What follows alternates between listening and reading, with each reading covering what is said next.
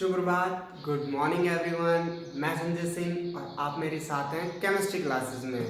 कल हम लोग पढ़ चुके हैं एल्केन बनाने के कॉल्वेज इलेक्ट्रोलाइसिस और decarboxylation of carboxylic acid salt. आज हम पढ़ने वाले हैं physical property of alkanes. Alkanes की फिजिकल प्रॉपर्टी क्या होती है, एल्केनों के भौतिक गुण क्या क्या होते हैं। तो सबसे पहले हम बात करते हैं हमारे लोअर एल्केन्स की। तो जो लोअर एल्केन्स होते हैं, lower alkanes means low molecular mass वाले। लो मॉलिक्यूलर मास वाले मींस C1 से लेके C4 तक के। These all are basically gases. ये क्या होती हैं? गैसेस होती हैं। उसके बाद ये गैसेस होती हैं C1 से लेके C4 तक, कलरलेस गैसेस। फिर हमारे आती हैं C4 से लेके नेक्स्ट 13 मेंबर्स। मींस यहां से लेके 13 मेंबर जो आगे के होंगे हाई मॉलिक्यूलर मासेस, इनसे बड़े, वो होते हैं हमारे कलरलेस लिक्विड्स। वो द्रव अवस्था में होती हैं। और जो फाइनली 13 इनके बाद के हायर मॉलिक्यूलर मासेस वाले आते हैं, ये सारे के सारे होते हैं सॉलिड, या कह सकते हो सेमी सॉलिड। परफेक्ट सॉलिड नहीं होते। तो हमारे लोअर मॉलिक्यूलर मासेस वाले होते हैं colourless gases, middle molecular masses वाले होते हैं colourless liquids, and higher molecular mass वाले होते हैं वैक्सी सॉलिड्स। ठीक है, ये द्रव, गैस, द्रव और ठोस।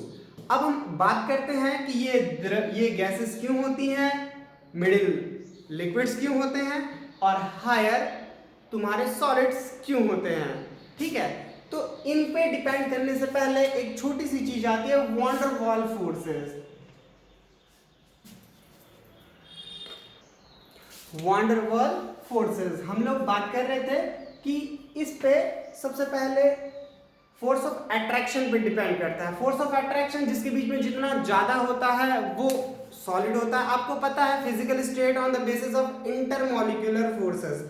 अंतर आणविक बलों के आधार पे हम ठोस, द्रव और गैस, सॉलिड, लिक्विड और गैसेस को डिफाइन करते हैं। गैसेस के बीच में इंटरमॉलिक्यूलर फोर्सेस बहुत कम होता है और सबसे ज्यादा इंटरमॉलिक्यूलर फोर्सेस मिलता है सॉलिड के बीच में, फिर लिक्विड और लीस्ट गैसेस के बीच में। तो जो लो मॉलिक्यूलर मासेस होते हैं इनके बीच में अट्रैक्शन फोर्स बहुत छोटा होता है। हमारी बात है वैन डर वाल फोर्सेस। तो जो वैन डर वाल फोर्सेस होते हैं, वैन डर वाल फोर्सेस हैं हमारे, तो van der Waals force of attraction weak interaction forces होते हैं। कमेंट्स में बता दीजिए ये कितने होते हैं।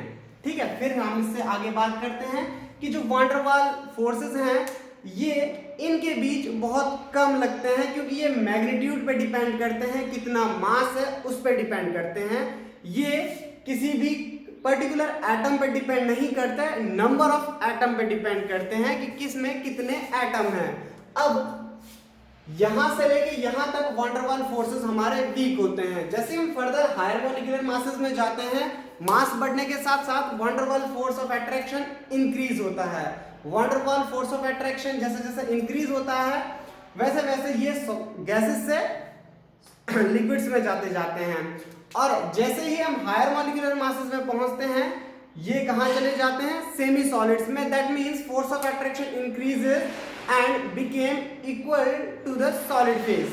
सॉलिड फेज के इक्वल बन जाता है मास बढ़ने पे। ठीक है, तो हम कह सकते हैं कि इनकी फिजिकल स्टेट अलग अलग होती हैं, जिसका रीजन है हमारा वैन डर वाल फोर्सेस। ठीक, अब नेक्स्ट टॉपिक पे बात करेंगे इसकी, जो है हमारी सॉल्युबिलिटी। हमारा नेक्स्ट पॉइंट है solubility of alkanes. That means एल्केनों की विलेयता। एल्केनों की विलेयता से पहले आप इस टॉपिक को वीडियो पॉज करके नोट कर लीजिए। ठीक है, फिर हम आगे बढ़ते हैं कि सॉल्युबिलिटी क्या होती है या सॉल्युबिलिटी कैसे होती है इनकी। ठीक है, तो इसे 1 मिनट के लिए पॉज करके नोट कर लीजिए। ठीक है, ओके, हम लिखते हैं that means solubility of alkanes कैसे होती है कैसे नहीं होती। तो हमने देखा कि जो आपके लोअर एल्केन्स हैं ये आपके गैसेस हैं। ठीक है, और हायर एल्केन्स आपके सॉलिड्स होते हैं, और जो मिडिल हैं वो आपके लिक्विड्स होते हैं। तो सॉलिबिलिटी ऑफ एल्केन की बात जहां पे आती है तो एल्केन्स आपके नॉन पोलर होते हैं। नॉन पोलर दैट मीन्स इसमें कोई पोल क्रिएट नहीं होता, और नॉन पोलर होंगे तो ये पानी में नहीं घुलते।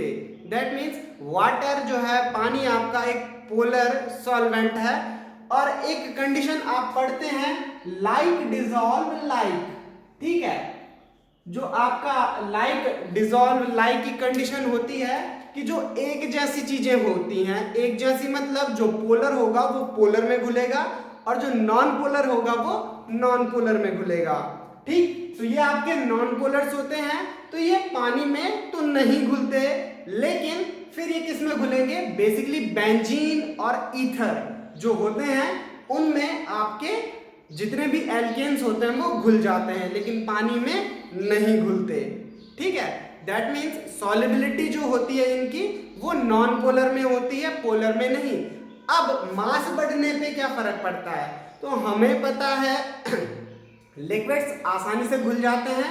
अगर आप पानी में कोई दूसरा लिक्विड मिलाओ, जैसे पानी में दूध मिला दे तो आसानी से घुल जाता है, ठीक है। लेकिन अगर आप पानी में कोई सॉलिड चीज मिला दो, जैसे आपने चीनी मिला दी या कोई थोड़ा सॉफ्ट थोड़ा हार्ड टफ मिला दिया कोई, तो जैसे आपने मिलाया वो नहीं घुलते, आपको घोलना पड़ता है चीनी को अक्सर, ठीक है। तो जो सॉलिड चीजें होती हैं उनकी सॉलिबिलिटी कम होती है इन कंपेयर टू लिक्विड्स, और फिर गैसेस ज्यादा अच्छे से सॉल्युबल हो जाती हैं।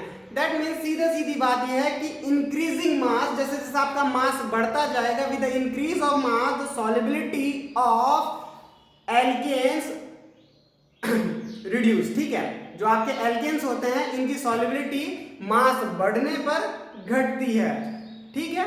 तो इसे आप नोट कर दीजिए। तो आप नोट कर लीजिए कि सॉलिबिलिटी जो विलेयता होती है, फर्स्ट पॉइंट कि एल्केन्स की सॉलिबिलिटी किसमें होती है, नॉन पोलर में, that alkanes are soluble in non polar solvent, ठीक है। और दूसरा कि solubility of alkanes decreases with the increase in molecular mass, तो जैसे जैसे आपका मॉलिक्यूलर मास बढ़ेगा वैसे वैसे आपकी सॉलिबिलिटी कम होती जाएगी, ठीक है। तो वीडियो पॉज कीजिए और इसे नोट कर लीजिए, ठीक है।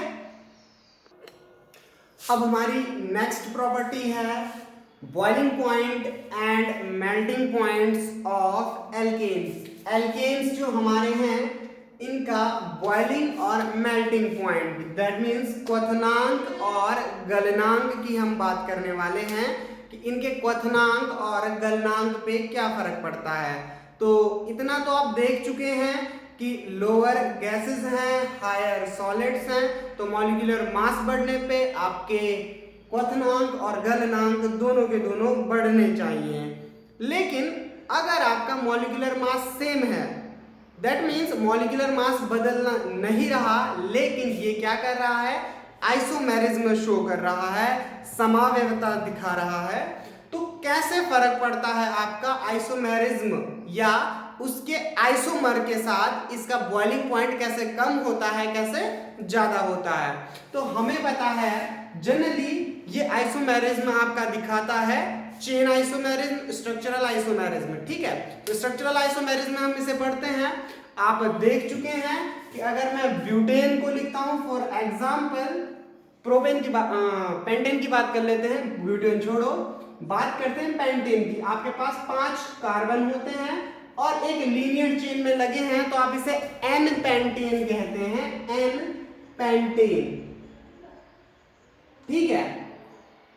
बात आती है एन पेंटेन, तो जो लीनियर चेन होती है, इस लीनियर चेन का बॉइलिंग पॉइंट सबसे ज्यादा होगा in compare to side chain या ब्रांच चेन।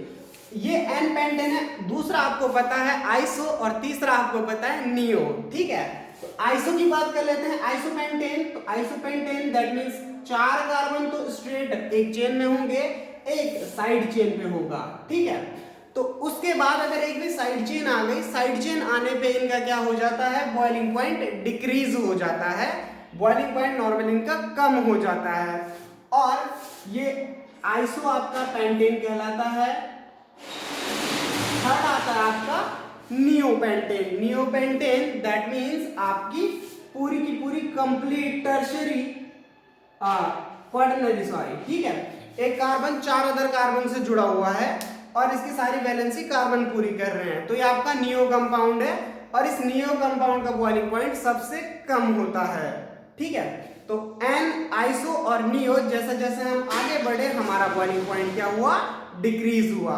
दैट मीन्स सबसे ज्यादा आपका किसका होगा, एन का, फिर आइसो का और लास्ट नियो का, ठीक है। अब सवाल ये बनता है कि इनके बॉइलिंग पॉइंट्स में ऐसा डिफरेंस क्यों है, क्यों नहीं है, ठीक है। तो हम बेसिकली पढ़ चुके हैं कि इनके बीच में स्ट्रॉन्ग फोर्स ऑफ इंटरेक्शन नहीं होते, वीक फोर्स ऑफ इंटरेक्शन होते हैं। और वीक फोर्स ऑफ इंटरेक्शन किस तरीके से होते हैं वो हम पढ़ चुके हैं, वान डर वाल फोर्सेस की फॉर्म में। तो वान डर वाल फोर्स ऑफ इंटरेक्शन तुम्हें पता है, जितना लीनियर स्ट्रक्चर होता है उतना ज्यादा होता है, क्योंकि उतना कांटेक्ट का एरिया ज्यादा मिलता है, वाइड एरिया मिलता है, इसलिए जितना एरिया मिलेगा ज्यादा उतना ज्यादा क्या होगा, आपका फोर्स ऑफ अट्रैक्शन बढ़ेगा। अब जैसे जैसे हम आइसो की ओर जाते हैं वैसे वैसे एरिया कम होता है। ये आपको चेन दिख रही है काफी सी लंबी, ये चेन का साइज कम हो गया। अब एरिया कम हो गया तो फोर्स ऑफ इंटरेक्शन कम हो गया, दैट मीन्स वान डर Waals force of interaction week हो गए, थोड़े से कम हो गए। और लीस्ट जैसे ही आप आइसो के बाद नियो में जंप करते हैं, नियो में जंप करते ही आपका साइज बिल्कुल मॉलिक्यूल का घट जाता है, छोटा सा हो जाता है। छोटा साइज होने की वजह से आपका सरफेस एरिया जहां बड़ा दिखना चाहिए था, force of contact, area of contact बड़ा होना चाहिए था, वहां फोर्स के लिए एरिया ऑफ कांटेक्ट कम हो गया। और जितना कम एरिया आपके वान डर वाल फोर्स ऑफ इंटरेक्शन उतने कम हो जाते हैं, ठीक है। तो आपका क्या हो जाता है, फोर्स कम हो जाता है। ये डिक्रीजिंग ऑर्डर है, आपके पास स्ट्रक्चर बना दिए गए हैं, इनके बॉइलिंग पॉइंट सामने लिख दिए गए हैं, तो आप इन्हें नोट कर लीजिए। वीडियो पॉज कीजिए और इसे नोट कीजिए, ओके। अब हमने बॉइलिंग पॉइंट की बात की कि बॉइलिंग पॉइंट और मेल्टिंग पॉइंट कैसे चेंजेस होते हैं, हमने लिख लिया और बता दिया कि boiling point increases as a molecular mass decreases, ठीक है। करेक्शन कीजिए, इसमें करेक्शन ये है कि boiling point increases as molecular mass increases. आपका बॉइलिंग पॉइंट इंक्रीज करता है मॉलिक्यूलर मास इंक्रीज करने पे, ठीक है। फिर हम आगे पढ़ चुके थे कि चेन आइसोमर कंपाउंड में क्या होता है, जैसे जैसे आपकी साइड चेन बढ़ती जाती है वैसे वैसे आपका बॉइलिंग पॉइंट डिक्रीज होता जाता है। तो हमने ये नोट कर लीजिएगा, हमने लिख दिया कि इन चेन आइसोमर कंपाउंड क्या होता है, आपका boiling point decreases as a number of chain increases. जैसे जैसे आपके क्या होता है, चेन समावेवियों में साइड चेन बढ़ती जाती हैं, ब्रांच बढ़ती जाती हैं, पार्श्व श्रृंखलाएं बढ़ती जाती हैं, पार्श्व श्रृंखलाओं की संख्या बढ़ने के साथ साथ आपका फोर्स ऑफ अट्रैक्शन कम होता जाता है, वान डर वाल फोर्स ऑफ अट्रैक्शन कम होता है और आपका बॉइलिंग पॉइंट कम होता जाता है, ठीक है।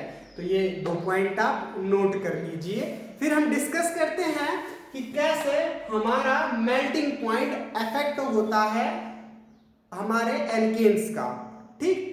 वीडियो पॉज कीजिए और इसे नोट कर लीजिए, ठीक है। बात आती है मेल्टिंग पॉइंट की, तो हमने बोला मॉलिक्यूलर मास बढ़ने के साथ साथ तो मेल्टिंग पॉइंट भी इंक्रीज करेगा। लेकिन क्या होता है कि मॉलिक्यूलर मास बढ़ने के साथ साथ आपका जो सम कार्बन वाले यौगिक हैं और विषम कार्बन वाले यौगिक है, दैट इवन और ऑड की कंडीशन जब आती है तो इवन कार्बन वाले यौगिक जो जितने भी होते हैं जिनके पास 4, 6, 8 या 10 कार्बन होते हैं, उनका जो उनका जो मेल्टिंग पॉइंट होता है, उनका मेल्टिंग पॉइंट जनरली जो ऑड कार्बन वाले हैं जिनके 5, 7 या 9 कार्बन रखने वाले यौगिक हैं, उनके कंपैरेबल हाई होता है। दैट एक रीजन आता है इसके लिए कि there is a good packing in even number of carbon. आपका जो इवन नंबर ऑफ कार्बन होते हैं उसमें पैकिंग बहुत अच्छी होती है। आपने देखा होगा खुद कि आप अगर इवन चीजों को पैक करते हैं तो बहुत अच्छे से सेटअप कर सकते हैं। जैसे आपको 4 क्यूब सेटअप करने होंगे तो आप अच्छे से रख सकते हैं, 4 बॉल सेटअप करने होंगे अच्छे से लगा सकते हैं। लेकिन अगर आपको 3 को एडजस्ट करना हो या 5 को एडजस्ट करना हो तो थोड़ा डिफिकल्ट हो जाता है। ठीक है, जो कार्बन चेन होती है उसे हम बेसिकली मानते हैं कि सारे के सारे कार्बन आपके टेट्राहेड्रल शेप में होते हैं 3 डायमेंशनल स्ट्रक्चर में, और 3 डायमेंशनल स्ट्रक्चर जब बनता है तो हम अक्सर इन्हें अप एंड डाउन में दिखाते हैं। अब ध्यान दीजिए कि ये कार्बन यहाँ पर, यहाँ पर, यहाँ पर, यहाँ पर और यहाँ पर पांचों पोजीशन पे है। अब थोड़ा सा हम ध्यान देंगे तो ये odd number of carbon chain है, इसमें भी ये इधर आया, इसमें भी ये इधर आया, सिमेट्री ठीक से दिख नहीं रही, कहीं से भी क्लियरली सिमेट्री नहीं आ रही, दिखने में थोड़ा अटपटा सा भी लग रहा है। इसकी जो पैकिंग होती है ये बहुत अच्छी नहीं होती। इन द केस ऑफ अगर हम बात करते हैं इवन कार्बन चेन की, हमने यहाँ पे एक इवन कार्बन चेन बना ली जिसके पास 6 कार्बन हैं। अब देखिए इसमें दिखने में पैटर्न एक जैसा लग रहा है, ये थोड़ा सा ऑड सा, ये थोड़ा सा इवन जैसा एक जैसा लग रहा है, ये थोड़ा अटपटा सा दिख रहा है। तो जो इवन नंबर ऑफ कार्बन वाले होते हैं इनका बॉइलिंग पॉइंट हाई होता है ड्यू टू गुड पैकिंग, इनमें पैकिंग बहुत अच्छी हो जाती है। ठीक है, इनमें पैकिंग अच्छी नहीं हो पाती और फिर क्या होता है कि जो ऑड कार्बन वाले होते हैं इनका बॉइलिंग पॉइंट कंपेरेबल इवन के कम होता है। ठीक है, दैट मीन्स आपको ये भी कहा जा सकता है क्वेश्चन में कि why the melting point of C6 compound is slightly higher than the melting point of C7। हकीकत में मॉलिक्यूलर मास बढ़ने पे ये क्या होना चाहिए, लगभग बड़ा होना चाहिए C7 का, और मेरे ख्याल से एक ग्रेजुअली इंक्रीज होना चाहिए। लेकिन जो फैक्ट है वो फैक्ट क्या है कि इनमें पैकिंग अच्छी नहीं होती, 7 कार्बन आने पे पैकिंग थोड़ी अटपटी सी हो जाती है। तो इन दोनों में लगभग नियरेस्ट जो आप बात करेंगे 7 कार्बन वाले सिस्टम में और 6 कार्बन वाले सिस्टम में, तो 6 कार्बन वाला सिस्टम एक अच्छी पैकिंग रखता है। तो इवन नंबर ऑफ कार्बन के साथ पैकिंग अच्छी होती है इसलिए उसका मेल्टिंग पॉइंट हायर होता है, जबकि ऑड नंबर ऑफ कार्बन के साथ मेल्टिंग पॉइंट कम होता है क्योंकि पैकिंग अच्छी नहीं होती। ठीक है, अब हम डिस्कस कर चुके हैं इन बातों पे भी क्या होता है क्या नहीं होता। यहाँ पे हमने आपके लिए लिख दिया है कि मेल्टिंग पॉइंट मास बढ़ने पे बढ़ता है और आपका मेल्टिंग पॉइंट कैसे इवन और ऑड नंबर ऑफ कार्बन में इंक्रीज और डिक्रीज होता है। आप इसे नोट कर लीजिए। यहाँ पे आपके लिए क्वेश्चन लिखा गया है कि which one have the high melting and boiling point and why. इन तीनों में से किसका मेल्टिंग पॉइंट ज्यादा होगा और रीजन भी लिखना है आपने क्यों। ठीक है, तो आप ये क्वेश्चन कीजिए, वीडियो पॉज कीजिए और ये सारा नोट कर लीजिए। ठीक है, वीडियो पॉज करके ये कंटेंट नोट कीजिए। आपके पास क्वेश्चन है, क्वेश्चन भी नोट कीजिए और फिर नेक्स्ट लेक्चर में मिलते हैं। तब के लिए बाय।